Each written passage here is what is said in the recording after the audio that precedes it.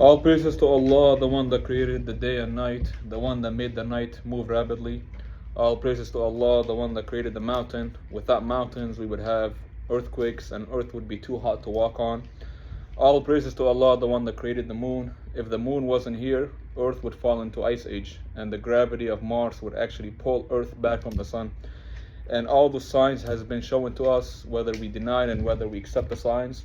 Allah has left us with physical signs, and Allah has left us with spiritual signs. And the physical signs, we see it daily, and spiritual signs is in the through his books. As we're going through the prophet stories, we are learning that each prophet came in with one message: is to submit to one God, is to worship one God, is to worship monotheism. Polytheism is people worshiping more than one God. Monotheism is worshiping only one God. So the question goes to, before I started with the story of Ibrahim alayhi salam, has you guys caught up on the first lecture, right? You have caught up? Okay, so now we're going to part 2. I'm going to try to finish his whole story in this lecture so we can go to the different prophet story. So the question is, what is the purpose of life? That question sometimes we ask ourselves. Why are we here? Why was I born in this year, not a different century? What are we doing here? So Allah tells us in the Quran, وَمَا خَلَقْتُ الْجِنِّ وَالْإِنسِ إِلَّا لِيَعْبُدُونَ. I did not create the jinn and the human only to worship me. And he also told us, مَا أَرِيدُ مِنْهُم مِّن رِزْقٍ وَمَا أَرِيدُ أَنْ يَطْعَمُونَ. I don't need anything from them. Everything we do is for ourselves. So any worship we do, any dhikr we do is for ourselves. If you don't want to pray, there's millions of people that pray. That's for yourself. If you don't want to come to the masjid, there's other people coming to the masjid. So everything we do is for the sake of Allah. Allah does not need our worship. We need Allah's forgiveness. We need His blessing. We need His barakah. We need His barakah in this world and the next. So as we learn throughout the Prophet stories, that the Prophet were living much longer than what they are living now. And in the beginning they were living up to 900 years, and through humanity lifespan has becoming less and less and less, and Allah has given them many chances. They were able to live longer than what we are right now. Right now an average person lives up to 70 years, and some will argue 70 years is enough, is a lot, but we are being wiped off every 70 years, and that shows you that back then they would live much longer. Now we live extremely short and we think life is long, but life is extremely short compared to what they would live back then. So Allah does not like fasad, Allah does not like corruptions, but He still allows it to happen. So one person might ask, why is Allah allowing this to happen in the world? Or an atheist will say, well, if there's a God, why is He allowing these things to happen? Allah rewards the one who does good, and He punished the one who's oppressed. And a person will say, might ask, oh Allah, why are you letting starvation go around humanity? But that person said, I was afraid that Allah would ask me the same thing. We have enough food in the world to feed everybody, but because of corruption and fasad, there is certain countries who are poor, there are certain countries who do not have the daily meal to go on with. So the question is, what is kufr, or what is a kafir? So the meaning of kufr is to hide something, is to hide the truth. That's what the meaning of kufr. So when the truth comes to you, you hid the truth. And kufr comes in different categories. And Allah does not punish any nation that the truth hasn't been revealed to them. So for example, if a person is outcast from the world and he never heard of the message of Allah, Allah does not punish anyone. It's in the Quran. He does not punish any nation that the truth hasn't came to them. But when the truth has come to you and you deny it, you are called a kafir. The question is, why do people deny the truth when they know it's the truth? Now, we're not talking about a person who's confused, doesn't know about Islam. We're talking about a person who actually knows the truth, but he still deny it. So it breaks down in different reasons. One is pride and ignorance for what they worship. And they testify that the God works but still deny it. So they know that there is Allah and they're still denying Allah. So that's called a kafir. Another reason is a person grew up in a different part of faith. Once he recognizes the truth, so once he recognizes, okay, Islam is the truth, he still denies. Why? Because he doesn't want to upset his family or his lineage. So that's another category of kufr.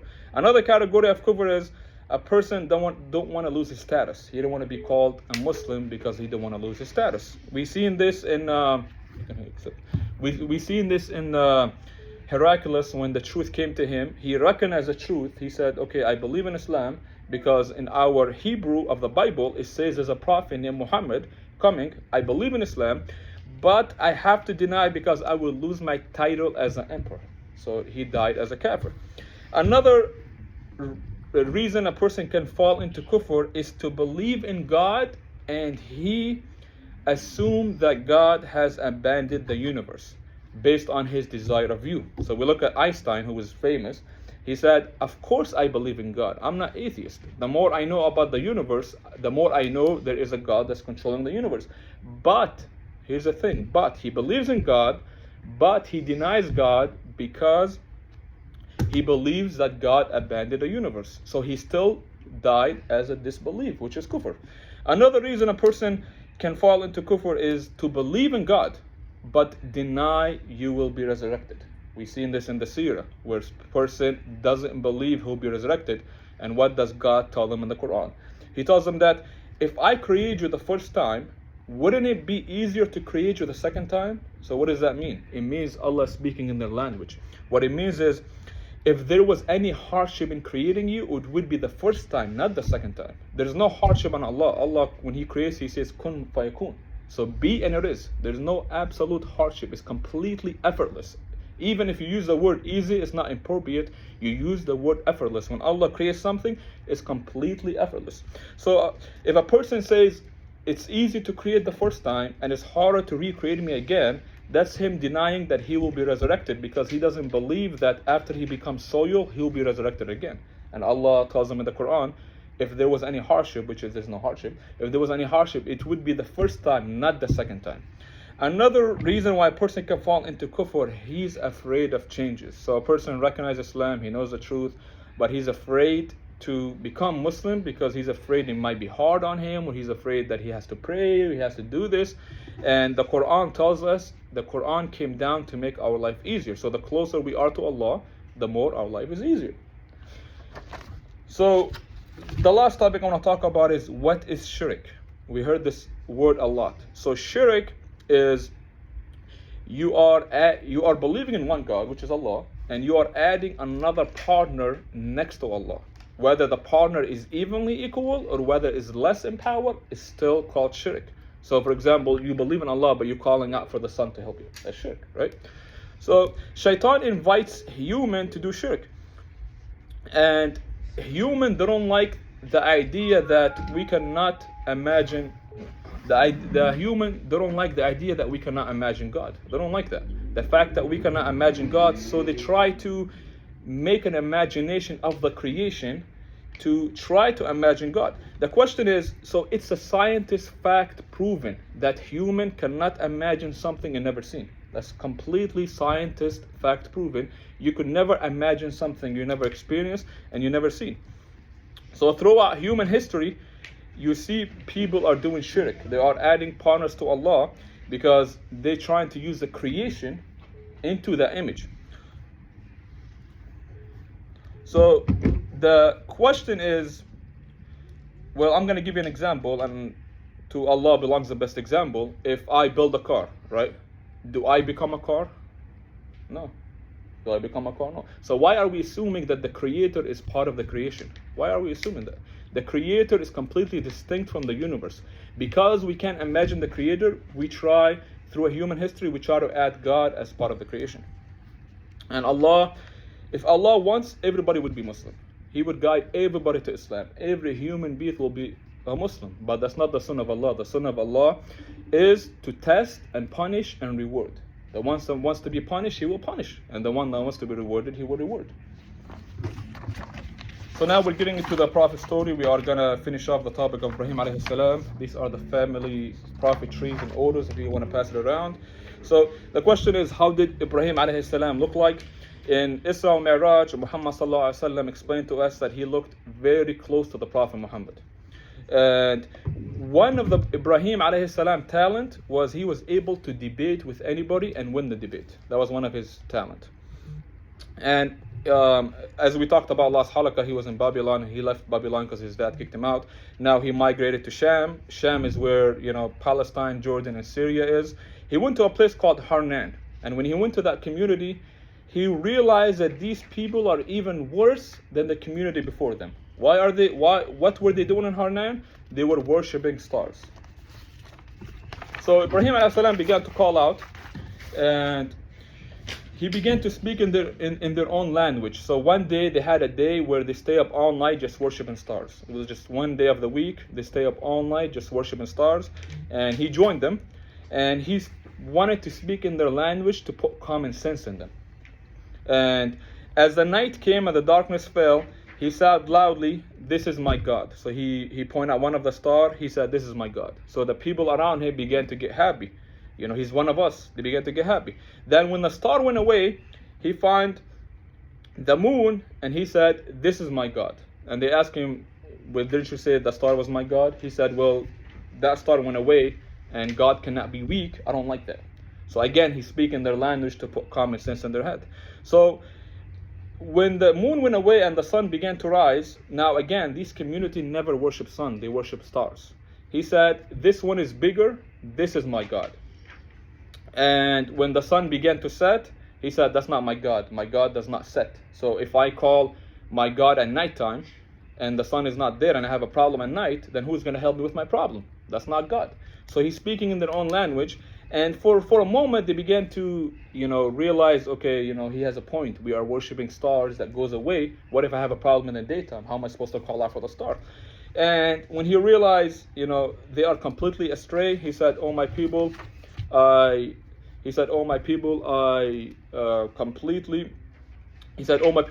am innocent from what you do. So whatever you guys are doing, I am innocent. That's not part of my worship. I only worship my Creator. He is my Maker. And I only worship one." So a debate began to happen between him and them. And the debate started. And Ibrahim ﷺ told them, "Whatever you're worshiping cannot harm me. But whatever I am worshiping can harm you." And he said, "How can I fear those who you associate with?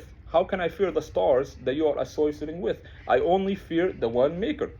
And out of two parties, out of two of us, who is going to be punished and who's going to be appeased? I am worshiping one Maker. You are adding many gods to your creation. Who is going to be punished? So as he's debating between them, he used the word fatir. You heard that in the Quran, or fatarani. So what does fatir or fatarani mean? He said, "My Maker." So when we call out to the people in Islam and they ask, "Who are you bowing down to?" You say, "We bow down to my Maker, the one who fatarani, the one who created me."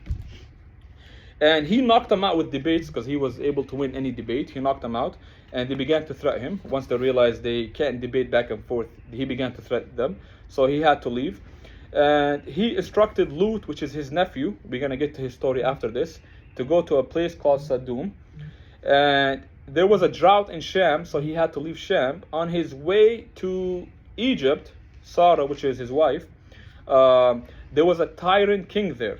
And Sarah, outstanding beauty, they had a habit where if somebody comes from out of town, they kill the husband and they keep the woman. That was the habit they had. And Ibrahim a.s. told the third lie in his life, which isn't a lie, but the statement sounds like a lie. And he told them, "This is my sister," which means my sister in Islam. Because, spiritually wise, we're all brothers and sisters in Islam, spiritually wise. And they would have killed him if he said that was my husband.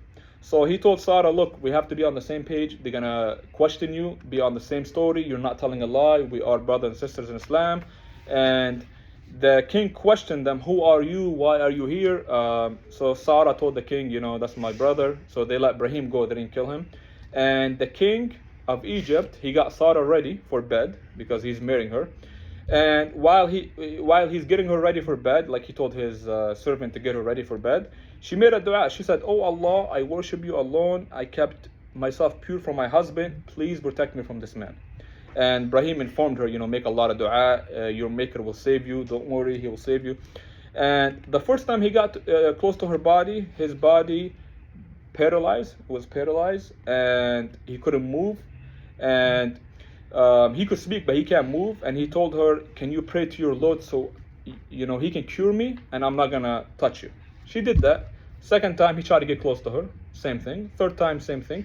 Then he said, out of fear for his kingdom, he said, I will let you go, and I will give you a gift, which is a servant. And he gifted her Hajar. And we're going to get to her story. And Hajar, who will be the mother of Ismail. Basically, our Prophet Muhammad ﷺ came from her lineage, and she was not a slave. She had a high lineage. So he gifted her a high lineage. And Ibrahim and his wife lived in Egypt. They had a lot of barakah. Allah blessed them with a lot of blessing, and they had good business going on.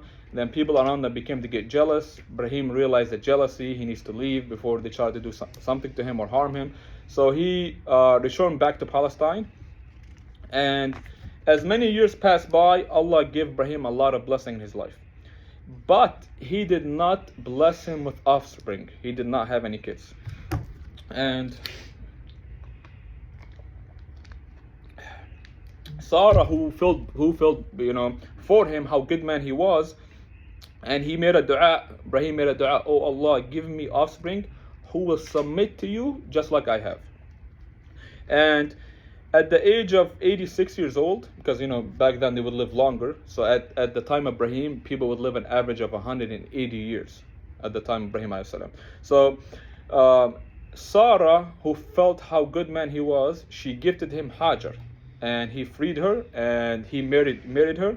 And at the age of 86, he had his first child, and he named him Ismail. So when Ismail was a newborn, Allah sent a message to Ibrahim that you need to take your wife and your newborn, and you need to travel. So when he traveled, he got to a place where there was no life, and it was desert, there's no soil, and Allah sent a message, you need to leave them there and just walk away. And that was one of the tests Ibrahim had. As Ibrahim was walking away, his wife went up to him and said, what's going on? Why are you leaving? What's happening? I don't know what's going on. And then he stayed quiet, and then she asked him, did Allah instruct you to do this? He said yes. She said, then leave and Allah will take care of me. I have nothing else to worry about. And that was a hard test, but Ibrahim was the one who surrendered to Allah. He was the one that was surrendered to Allah. And that's why he's called Khalilullah, the friend of Allah.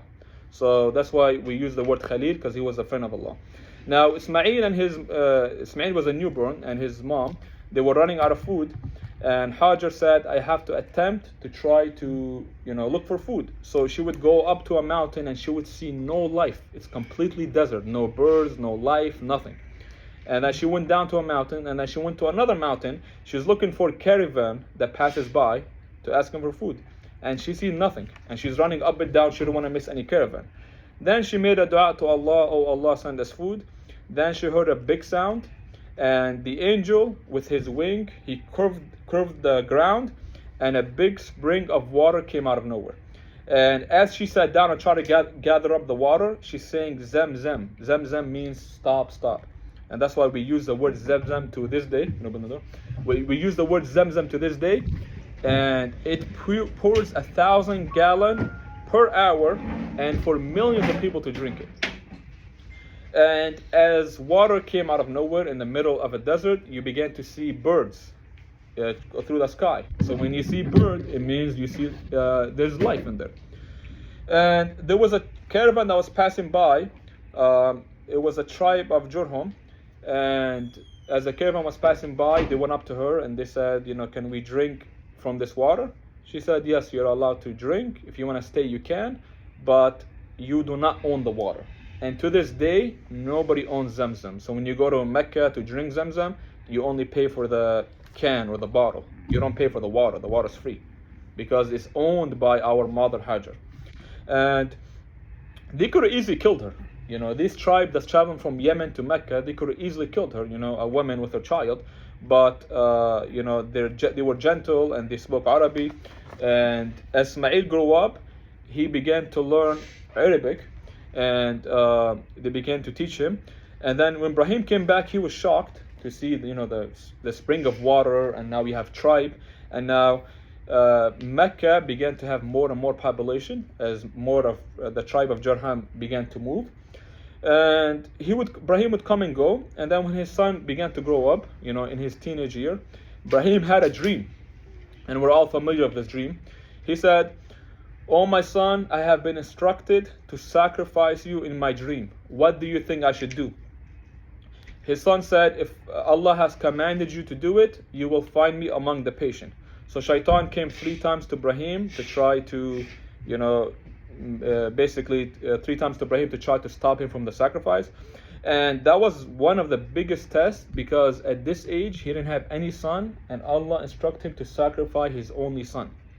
And that's why if you ever go to Mecca, they throw the rocks at the Shaitan, because Ibrahim threw the pebbles at the Shaitan, because the Shaitan came to him 3 times. And when we throw the pebbles, we're basically getting the Shaitan out of our nature. And so when he got his son and he put him, he sharpened the knife and he was ready to sacrifice his son, he put his son on the other side, so he doesn't see the knife, because when you sacrifice sheep, you have to make sure the sheep doesn't see the knife, or it's haram. So he put his son on the other side, and while he was getting ready to sacrifice him, Allah replaced his son with a ram. So his son was in the room, and then his son just got to the other side, and while he's sacrificing a ram. And a voice came out and it said, "O Ibrahim, you are indeed truthful. You have passed the test. Ask for whatever you want, and it's yours." And so his son, it was a ram that got sacrificed. And that's why on the Eid al-Adha, we sacrifice a ram. And one thing about Ibrahim, each time Allah gives him a blessing, he would say, "What about my offspring? What about my offspring?" He cared so much about his offspring. That's why when you look at the prophet trees, a lot of prophets came through his offspring, through the dua, and through the test he passed, and through the dua he made for his offsprings. So Ibrahim was instructed to build the first mosque in Mecca, and he went to his son and said, "I was instructed from Allah to build the mosque."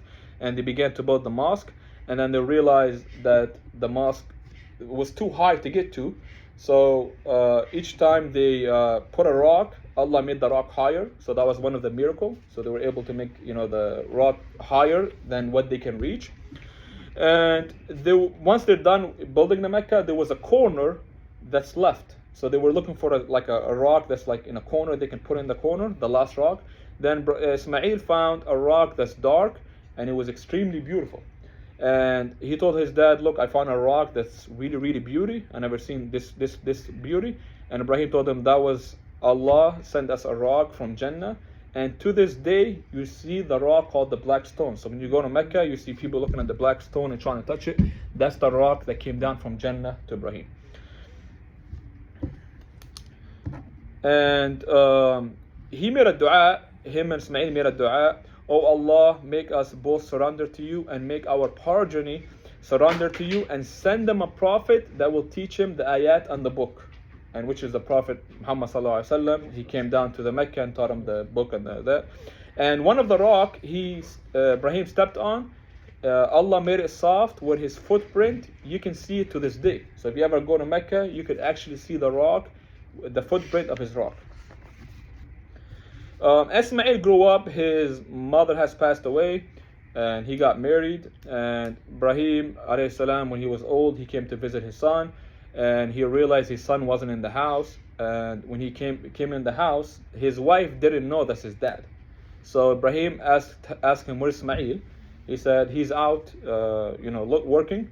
And then she asked him, "How's your condition in life?" And she began to complain about him. He's always praying. He's not home. She began to give him so many complaints about Ismail. Then he told his wife, "When your husband returns, tell your husband to change the front door." She said, "Okay." So when Ismail returned, he sensed his dad has been here. So he asked, "Has anybody came here?" She said, "Yes, an old man came here, and he said to change the front door." I don't know what that means. So Ismail told his wife, "That was my dad instructed me to divorce you." So the question comes, because I did this topic before, a person asked me, "So if my dad tells me to divorce my wife, do I have to divorce my wife?" So the answer is your dad a prophet? So if only the prophet can give this commandment. So no, you don't divorce your wife. Only the prophet can give this commandment. He didn't have any kids with her. He returned her back to Jurhum, and they said, no problem, we'll marry you another one. So he got married to a different one. Then after some time, Ibrahim went to visit Ismail. He wasn't home. He asked his new wife, how is your condition? How's your life? She said, Alhamdulillah, I'm happy. So he told his wife, tell your husband, that front door, keep it and take care of it. So when Ismail returned, he said, I sensed my dad, was he here? She said, yeah, an old man popped up, I don't know who he is. He said, keep the front door. She said, that was my dad, instructed me to take care of you and stay with you. And Allah talks about Ismail. He was indeed righteous, and he always ordered his children to pray, and he always was the one that keeps the promises. So if he promised you to be at one place, he will be there. And throughout Ibrahim alayhi salam time, he only had one child. Okay. Then one day, Ibrahim lives in Palestine. One day, 3 angels came in human form. Mikael, Israfil, and Jibril. They came in human form.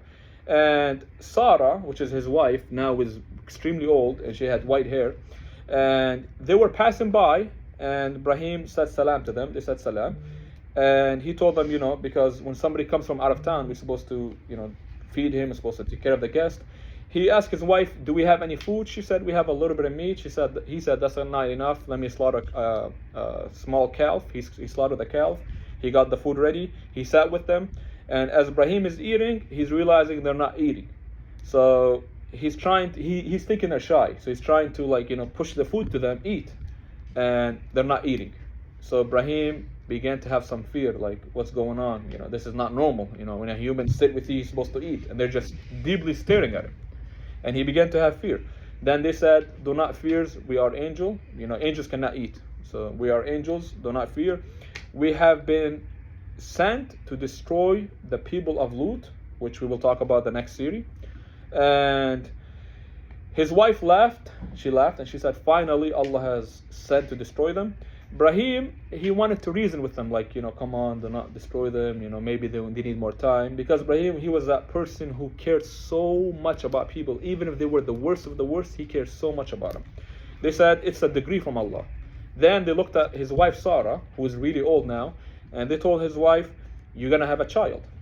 She laughed. She said, how can I have a child when I am at this age? They told her, do you wonder at the degree of Allah? Like Allah has decreed it, why, it's something you're supposed to believe in. Because she was extremely old, you can't have a child at this age. So she had a child, named Ishaq. And Ishaq wouldn't have much narration about his life, but we know he's the father of Yaqub, and he had a son that's a prophet, and he had another son, Yusuf, which is a prophet. He died at the age of 180. And we're done with the series, but we just want to talk quick about Ibrahim's legacy. So Ibrahim had a book and scripture just like Musa had a Torah. And Ibrahim was given a book. And the word Muslim, who gave us that word Muslim? It was Ibrahim. That's where we get the word Muslim for. He was the one who named us submitter. He would submit to Allah as one.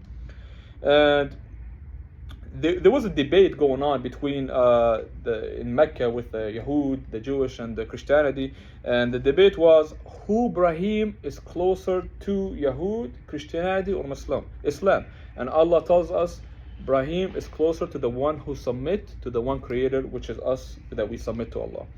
And then they were debating about it. And then Allah says in the Quran, oh people of the book, why are you disputing where Ibrahim came from? Because they were debating where did Ibrahim come from, whether through Judaism or through Christianity.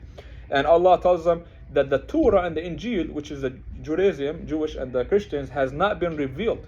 Do you not have brains to think? Like at the time of Ibrahim, the Jewish and the Christianity has not been revealed yet. It's going to come in many, many centuries. And what Ibrahim's story teaches us is we do not worship no rock, we don't worship no human, we don't worship no star, we only worship one. And if anybody wants to worship others, then you are the witness on them on the day of judgment. So who was Ibrahim's offspring? So we know Ibrahim came through Noah alayhi salam offspring. And Ibrahim made a dua that, oh Allah, make my offspring a leader. And he would always say, oh Allah, what about my offspring? Oh Allah, what about my offspring? That's why you see a lot of his prophets come through his offspring. And his offspring were Ishaq, Yaqub, Yusuf, David, Sulaiman, Musa, Harun. And Allah tells us that they were pious, and He continued. Isa, Zakaria, Yahya, Ilyas, Ismail, Yunus, Lut, Ilyas. And another thing is, they were jealous of the people of the book because Allah has blessed Ibrahim so much. And that teaches us, do not be jealous of anyone. If you want anything in this world, if you want a business, if you want a degree, if you want a college, ask Allah. Ibrahim always ask Allah, ask Allah. Surrender, then ask. Do not ask if you're not surrender. Surrender to Allah and ask, and Allah will give you. Allah does not return a hand that's empty. So when you call out for Allah, Allah does not return your hand that's empty. Ibrahim died at the age of 175 years old. And next series we'll talk about Lut. We're finished with the series. Does anybody have questions? Okay. Assalamu alaikum.